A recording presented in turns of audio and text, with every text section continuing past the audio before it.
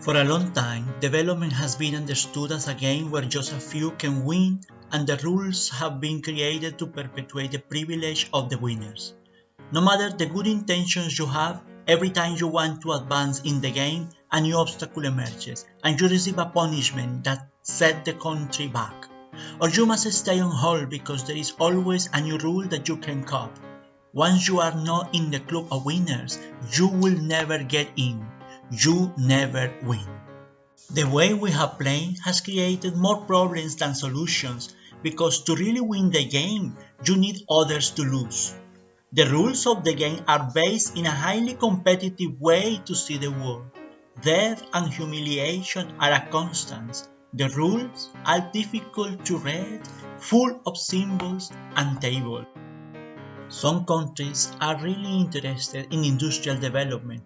In that version of the game, you have the risk to play against the planet because you need to create and maintain consumers, eager to buy things they don't need just because the assumption that happiness can be bought, that there are no more incomplete subjects and everything is solved in the market. We have understood development in a very linear way. We believe that there is only one winner and one way. If we keep insisting to play this game in the same version, there won't be anything to win because this way we all lose.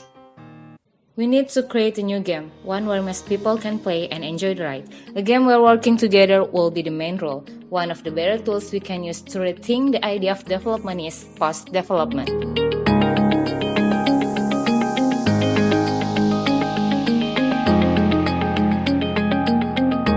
So, what is post-development?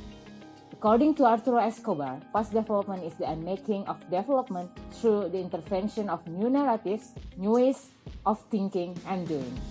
In post-development, we can hear the voices of different discourses aiming to change our practices and the roles of development game, multiplying the centers of knowledge production. We can transit from objects to subject to set the rules that fits us better and stay away from the dichotomy of poverty and capital. Local communities around the world have stories to share, stories of adaptation and subversion, whose mere existence is the proof that we can do it differently, even better.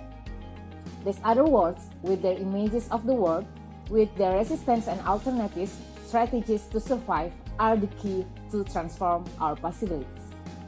So let's start. First, we have to understand humans and development more thoroughly.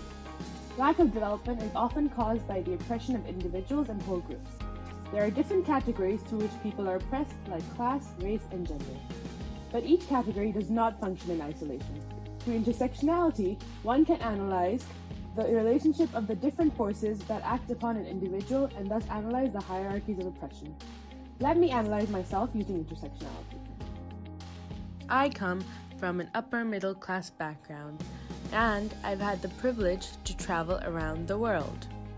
This benefits me. But as a woman, I face disadvantage in my country as well as other parts of the world. As a woman who is also a person of color and a Muslim, I also face harassment and disadvantage in foreign countries at times. Back home, I am seen as a foreigner, because I've spent more of my life abroad than I have in my home country.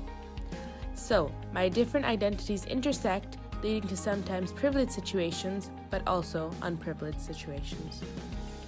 Let's zoom in on gender. In the old game, we knew that understanding gender is important. We see gender as how one identifies with masculinities and femininities, so we started to include women in development approaches. However, is the conception of gender that we know a universal one? Do we do it in the right way by promoting the common idea of gender equality, or are we correcting indigenous gender practices based on Western feminism standards? Have you understand why the term of Black feminists, Asian feminists, and post-colonial feminists are important? Some decolonial scholars introduce a radical thought that gender is actually not a universal concept.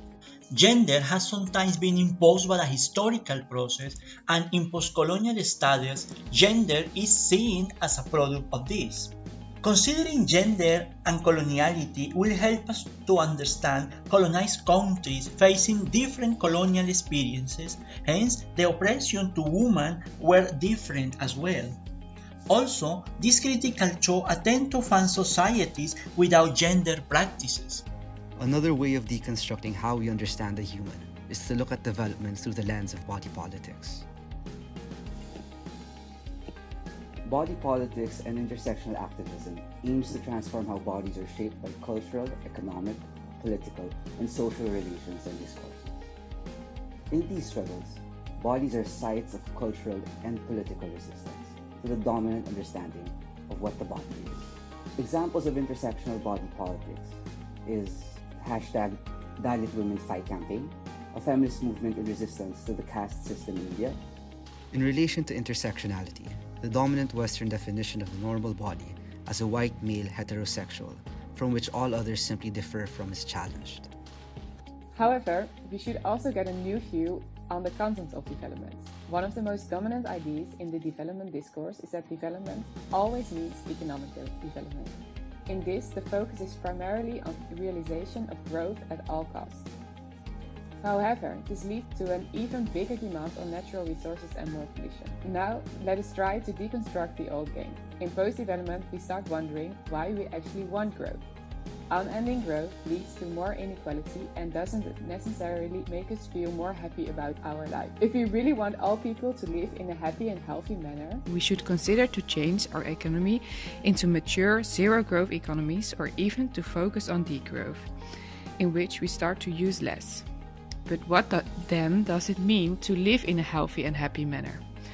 Indigenous knowledge might help us to construct a new idea on our well-being. One of the concepts used by some indigenous people is buen vivir, which is roughly translated into living well. Buen vivir shows the importance of a plural notion on development and on our economies. There is not a linear way in the socio-historical process of human history. We have choices. We have valuable knowledge. We can build again where everyone gets something. If we have in mind that development is not a game, it's about real people and real places.